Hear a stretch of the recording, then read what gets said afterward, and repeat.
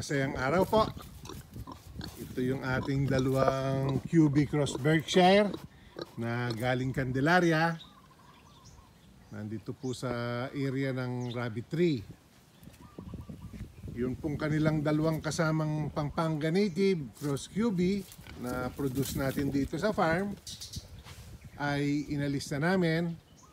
At siya po ang isinama natin ngayon dun sa mga anak ni Mario na mga dumalaga na naipakita ko sa inyo, na kasama pa yung batik na bulugan. Yung pong batik na bulugan at yung ay QB Cross Berkden at yung nandito po dati ay magkapatid. Sila po ang ilinagay natin ngayon sa second breeding pen. So noted po ang date kung kailan sila lumipat para alam namin na yung mga biik kung kailan iaanak ang kanila pong mga produce. Para po makita natin by next year kung maganda ang production ng ating mga bulugan na QB Cross Pampanga Native at QB Cross Berk. Kaya dito po sa likod, wala na rin yung QB Cross Berk na dating kasama nila Miss Kay. Yun po ang unang tumawid at naipakita ko na nandun na po sa ating second breeding pen. O, punta muna ako kinda Mario, ha? Kain ka na ng damo mo.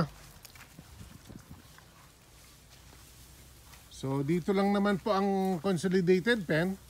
Dikit rin lang ng Rabbit Tree. Palit lang po ako ng footwear. At papasok tayo dito.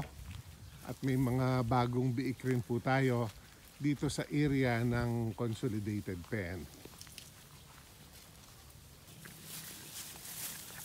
Dito na po tayo sa loob ng consolidated pen. At ayan si Kalinga.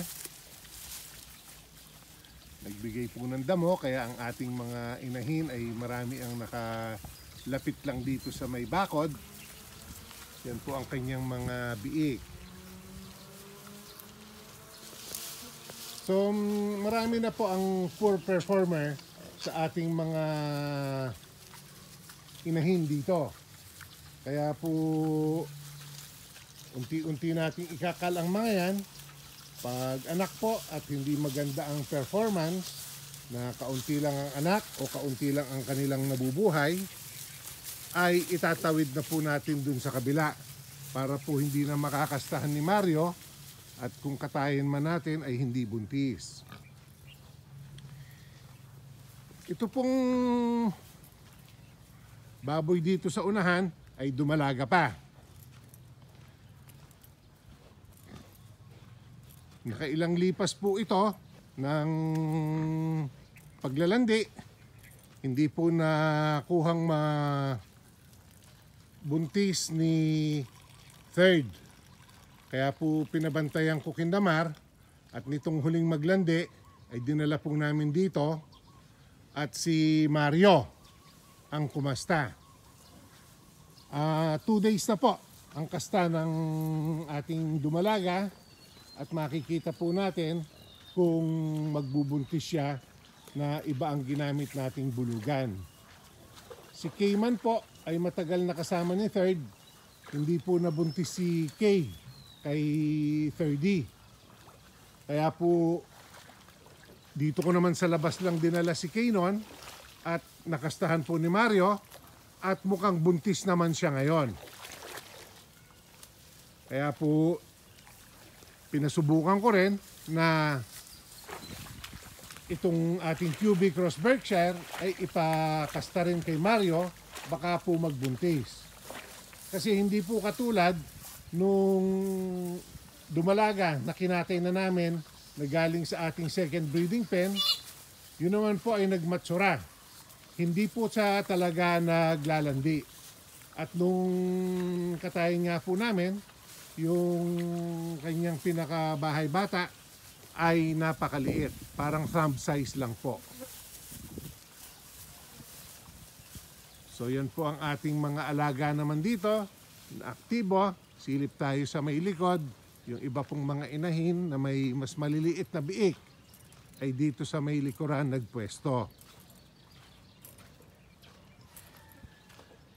So this week po ay magkakapon at magtuturok na kami ng ivermectin at Respisure dun sa ating second breeding pen.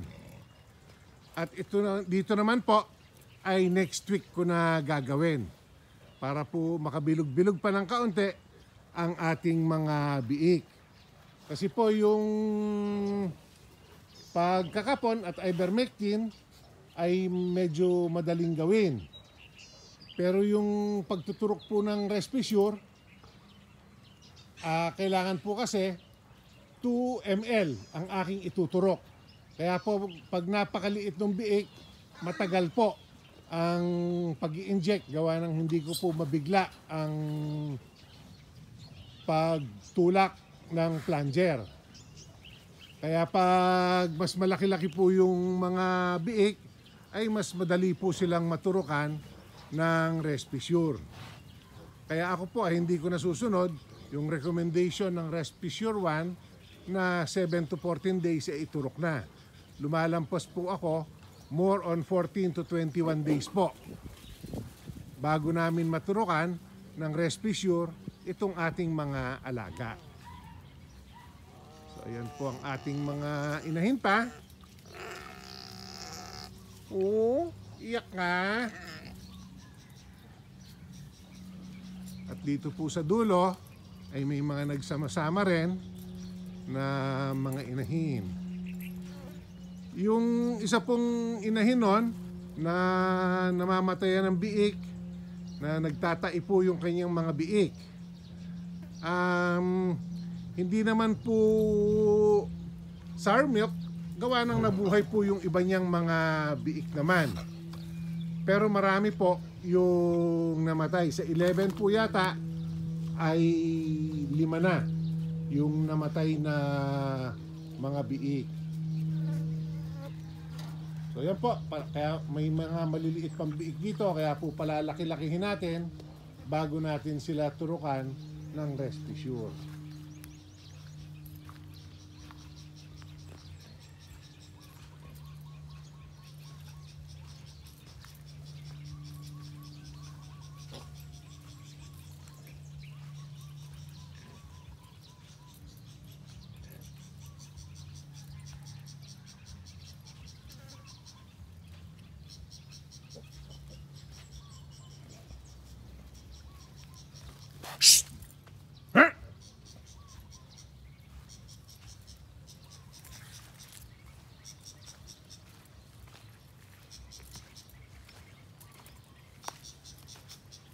So yan po ang lagay ng ating second breeding pen.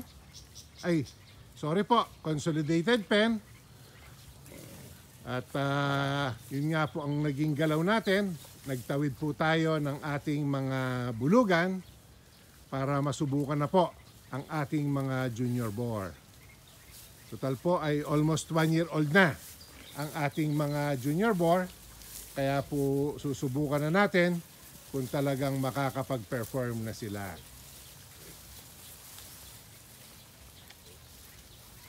Hanggang dito na lang po muna ang aking update for today. Maraming salamat po sa inyong parating pagsama. Please share, like, and subscribe.